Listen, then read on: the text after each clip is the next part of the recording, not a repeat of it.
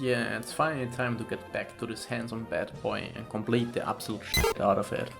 This was the only Pokemon game I ever owned myself as a kid, so just by virtue of that, it holds a very special place in my rotten heart.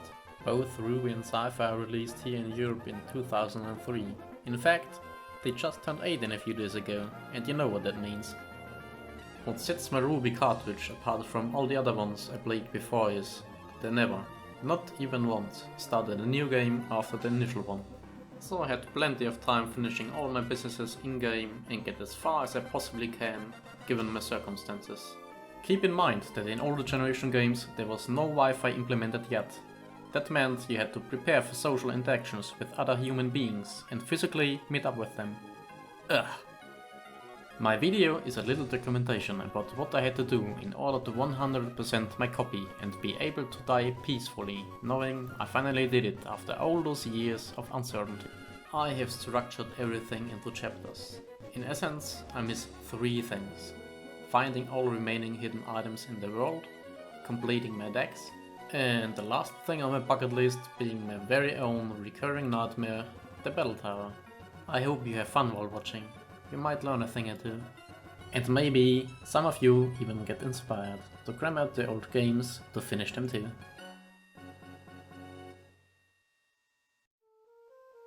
In order to stream myself playing, as well as being able to receive event items which I would otherwise never be able to obtain, I decided to go the route of emulation. The first step was to get dedicated hardware to dump the save from the cartridge to my computer. There is a really nice tool called GBXCartRW, which can deal with all cartridges up to Game Boy Advance. I'll leave a link in the description if you're interested. This is not sponsored, by the way. As you can see, it is really easy. Just insert your cartridge, connect the flasher via USB and start the application. Here I want to mention that this tool only works with genuine games. I tried my Chinese knockoff Emerald and Fire Red editions too, but they just don't work. The reason being that those cartridges use different chips. For example, they don't have batteries for the real-time clock. I even found out that the second Emerald I thought was real seems to be a fake as well, even though it works pretty similar to my Ruby. As long as you see the checksums being valid and in database, you're good to go. As my emulator of choice, I use Visual Boy Advance-M. This is a fork of the well-known Visual Boy Advance, which introduced new nice features like better filters, link emulation, and some changes in rendering, to name a few. Getting the emulator to run the ROM was a bit of a hassle, because some of the defaults did not pan out. But in the end, I was able to subdue the application and force my every whim on it. If I remember correctly, I had to manually change the default sound output device and also the save type and size. I just don't feel very certain, because sometimes those settings didn't work either and I jumped between different emulators a lot just to get one running. Those things are just pure black magic. Since the original resolution of the GBA display is 240 by 160 pixels, the image gets pretty pixelated and blurry. Here the built-in filters come to the rescue. The image still isn't perfect, but it's much less cancer-inducing for your eyes. Let's have a look where I left off before I switch to emulation. As you can see in my trainer pass, I already got all 4 stars, which wasn't really a challenge, to be honest. Out of all the 386 Pokemon there are, I collected 376. The last 10 I miss are those. Most of them are from Gen 2. After realizing I can catch both Delibird and Quillfish in my Fire Red, I did exactly that. Traded them the Ruby, and that brings my counter up to 378 with 8 remaining. As for the playtime, the game simply stops counting after you reach the limit of 999 hours and 59 minutes. This has implications for other game mechanics as well, which I will talk about later. On the big side of the pass you can see some more stats. I don't know where there's a few link battles just said. I would assume there was a lot of quits and losses. The empty line before the last one is for contests done with link cables. I never did a single one with my friends because they simply suck. If link emulation works and some of you is up for the task, I would do it once, just to have it on my card. And last but not least, you can see why the battle tower is my arch enemy. I did a handful of battles, and the best score was 78 in a row. The AI just turns pretty unfair above 50, with 1-hit KO attacks never missing and such. So my personal challenge is to reach 100. Since I never reset the game, I had tons of time to max out the level of a Pokémon or two. I did that by either fighting against the Elite Four, friends in secret bases, farming rare candies with pickup Pokémon, or simply trailing them in the daycare and taping a movement key while driving up a slope for easy XP. And finally, I want to flex on you with my shinies, of which I caught 5 myself. I'm actually surprised I can recall where exactly I got them after all these years. To edit my save, I use an application called PK Hacks. There are multiple other ones out there, but I found this one to be the most versatile. It enables you to edit Pokémon in your party and also all the boxes, as well as your items and a lot of the game's internal variables. The left side shows details about the currently selected Pokémon, which defaults to an empty Deoxys on startup.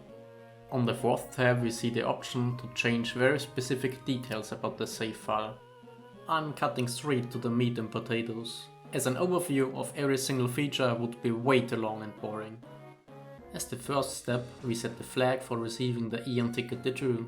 This way the boat lady will let us travel to the southern island.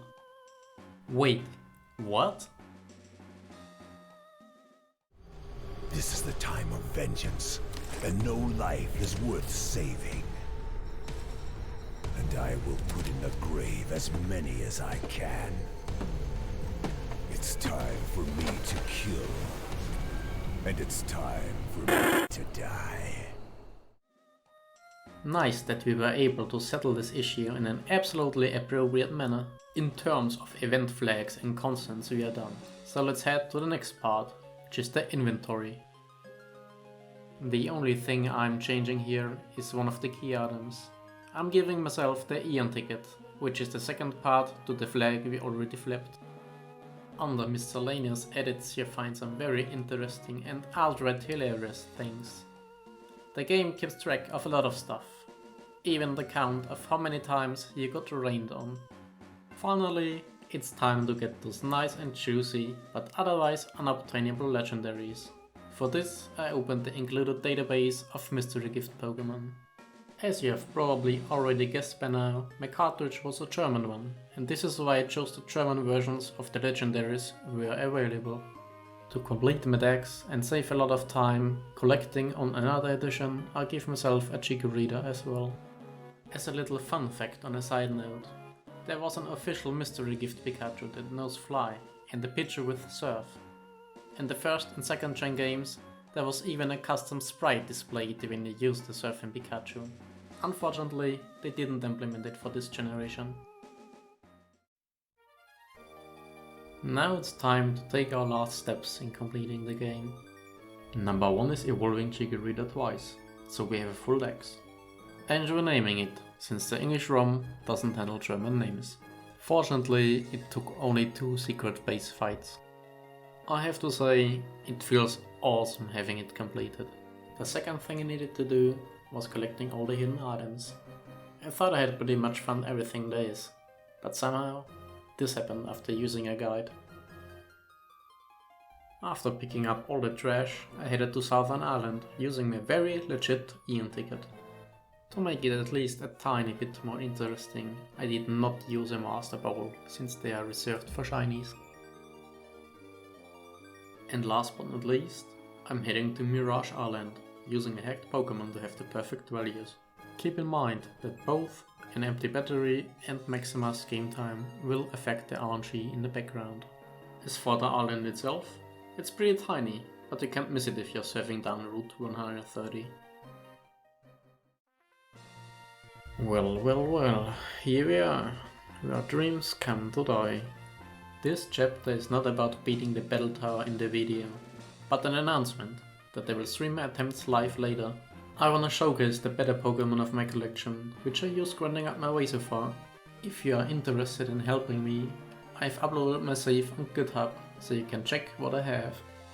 If you know a lot about fighting in 3rd gen games, just let me know how I can improve. Here is a quick rundown of my favorites. A fast Gengar doing decent damage and taking enemies with it into the grave. The levitate is also pretty nice when you know an earthquake or a fissure is coming. A Breloom which knows Spore and Sword Dance to boost up to +6 attack more easily. An Alakazam with strong special attack and a wide variety of attack types. A Kingdra with Rain Dance to boost both Surf's damage and its speed. This one in particular has ruined many of my runs, if the enemy had one. A super strong Metagross. It knew explosions on time before instead of aerial ace, but it was sometimes unreliable when the enemy used scanner or whatnot. And this chill dude is a strong attacker that aims to nuke everything using a single hyper beam for nice juicy stab and a choice band. Of course this means this one has to be one of the first in use, so it doesn't get locked into a single attack. Time for the conclusion. The video took me several days of working on it, but I think it didn't turn out half bad in the end. I definitely had my fun while making it, and I learned a lot about the video software I use, and how to fight with it. Please excuse the inconsistent and bad voice-over quality. I'm still in the process of figuring out how to do that properly. Have a nice day and see you around.